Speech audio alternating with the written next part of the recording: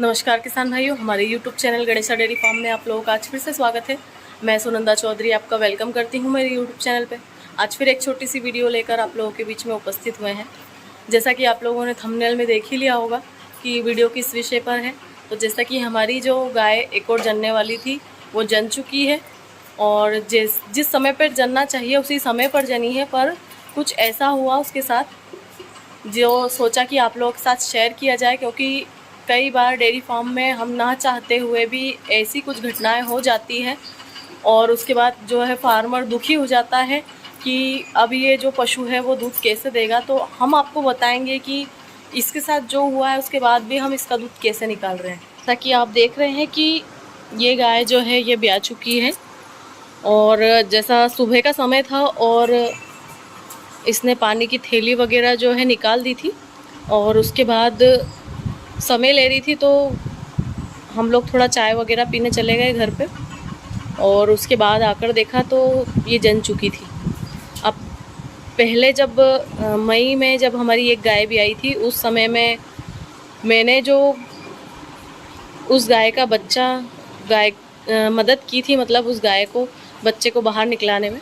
तो उस समय में कई जो किसान भाई हैं उनका कमेंट है कि गलत तरीके से आपने ये किया है, आपको इतनी जल्दी नहीं बच्चे को खींचना चाहिए। तो मैं आप लोगों को ये बता देना चाहती हूँ कि जब पशु ज़्यादा तकलीफ़ में होता है, आप जब देख रहे हैं आपकी आंखों के सामने कि पशु परेशान है, उसको 1 से 2 घंटे हो गए परेशान हुए और बच्चा उससे निकल नहीं पा रहा है। क्योंकि कई बार ऐसा होता है जब हम अच्छे सीमन लगवाते हैं पशु को तो बच्चा जो है बहुत बड़ा होता है और फिर पशु उसे बाहर निकालने में बहुत परेशान हो जाता है।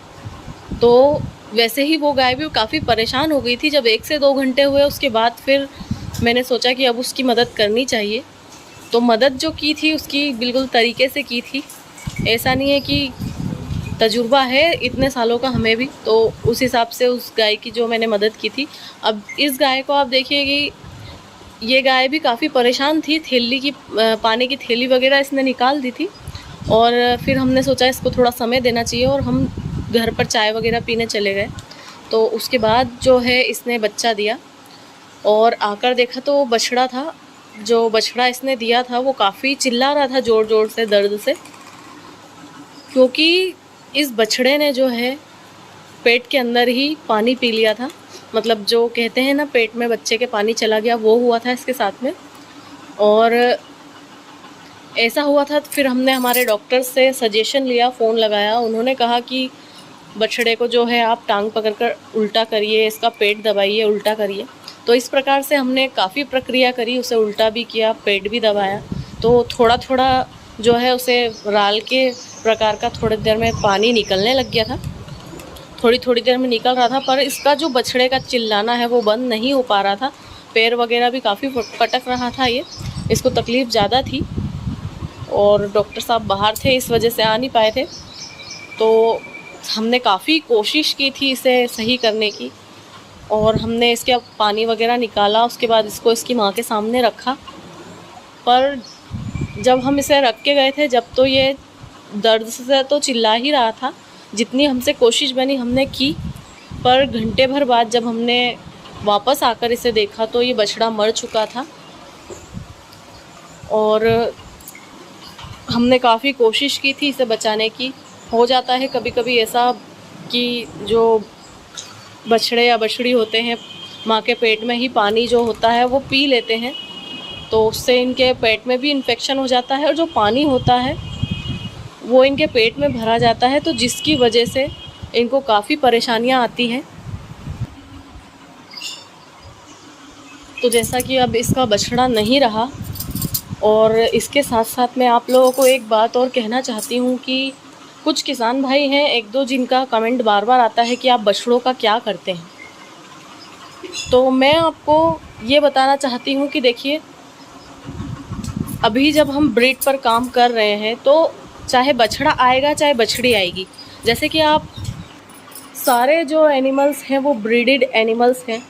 तो अब इनमें यदि हम सीमन लगवाते हैं, अच्छा सीमन, भले ही हम नॉर्मल सीमन लगवाए, सेक्स सीमन ना लगवाते, तो चाहे बछड़ा आएगा या बछड़ी आएगी वो बहुत अच्छी नस्ल का होगा। तो इस वजह से जब हमारे पास बछड़े भी आते हैं तो हम उनकी प्रॉपर केयर करते हैं, और प्रॉपर केयर करने की वजह से जब बछड़े बड़े हो जाते हैं तो आप देख सकते हैं अभी हमारे पास ये जो 40-116 हमारी बछड़ी है उसका बछड़ा है। ये बछड़े जब तैयार हो जाते हैं उसके बाद जो भी भाई हमारे आस पड़ोसी जो भी कोई होते हैं, यदि उन्हें ज़रूरत होती है तो हम ये बछड़े उन्हें फ्री में दे देते हैं, बेचते नहीं हैं, फ्री में दे देते हैं। उसका रीज़न ये है कि आगे चलकर जब ये बछड़ा बड़ा होगा तो इसकी भी नस्ल बनेगी, इसके जब बच्चे होंगे तो आगे चल के वो बहुत अच्छा मिल्क रिकॉर्ड बनाएंगे, क्योंकि इसकी माँ का काफ़ी अच्छा मिल्क रिकॉर्ड है। तो जब ऐसे मिल्क रिकॉर्ड बनाने वाले पशु हमारे आसपास में होंगे, जब इसकी बछड़ियाँ होंगी, जब आगे चलकर दूध देंगी और आसपास में ही रहेंगी, तो जब आगे हमें जो है पशु खरीदने के लिए बाहर नहीं जाना पड़ेगा। तो इस वजह से जो हम हैं बछड़ों को भी बड़ा करते हैं। अब कुछ जो भाई लोग हैं वो गलत इरादे से हमसे ऐसे सवाल पूछते हैं, तो मैं इस वजह से आप लोगों को ये बताना चाहती हूँ। उसके बाद जब हम ब्रीड पर काम कर रहे हैं तो अधिकतर जो है हम सेक्सिमन का यूज़ करवाते हैं। बहुत कम ऐसा होता है कि हमारे यहाँ पर बछड़े आते हैं। उसका भी रीज़न ये है क्योंकि आज डेयरी फार्मिंग में इतना महंगा सौदा हो चुका है कि आप यदि एक दूध देता पशु नहीं रखेंगे, खाली पशु रखेंगे, तो उसकी खिलाई पिलाई आपको इतनी महंगी होगी। अब वो चाहे बछड़ा हो चाहे बछड़ी हो। आज आप एक बछड़ी तैयार करते हैं तो आपको कम से कम जो है 70 से लाख रुपए का खर्चा आता है। तो वहीं पर यदि आप ब्रीड पर काम करेंगे और सेक्सिमन पर काम करेंगे तो आपको ज़्यादा फ़ायदा होगा, क्योंकि एक बछड़ी तो आगे चल के आपको साल भर, 2 साल, 3 साल बाद तो कहीं से भी दूध दे देगी। तो इस वजह से जो है हम ब्रीड पर ही काम कर रहे हैं और जो है अधिकतर सेक्सिमन का यूज़ कर रहे हैं। और बाकी जो कभी बछड़े आ भी जाते हैं तो हम उन्हें भी प्रॉपर केयर करके उनको बाकायदा जिस ज़रूरतमंद को दे भी देते हैं। अब जैसे कि ये गाय है, अब माँ इसका बछड़ा मर गया है, तो हम जो डेयरी फार्मिंग की लाइन में होते हैं उन्हें पता होगा ये चीज़ कि जब पशु का बच्चा मर जाता है तो उसे तोड़ कहा जाता है और उसकी जो कीमत होती है वो थोड़ी कम हो जाती है। तो इस वजह से हमारी इस गाय की कीमत जो है थोड़ी कम हो गई है, पर कोई दिक्कत नहीं है। इस गाय को जो है हमने खाने से लगा दिया है। अभी थोड़ी सी इसे तकलीफ़ है अंदर, तो डॉक्टर साहब शाम को आने का बोले हैं, तो शाम के समय में इसका जो है ट्रीटमेंट वगैरह कराएंगे। उसके बाद तो किसान भाइयों, देखा आपने कि डेयरी फार्मिंग जब करते हैं तो ऐसा ज़रूरी नहीं कि सब अच्छा चल रहा है तो सब अच्छा ही होगा। कभी कभी ऐसा भी हो जाता है जो हम नहीं चाहते हैं, वो भी हो जाता है। अब अच्छा भला इसका बच्चा था जो हमारे बीच नहीं रहा, तो उसमें ना हमारी गलती है ना उस गाय की गलती है।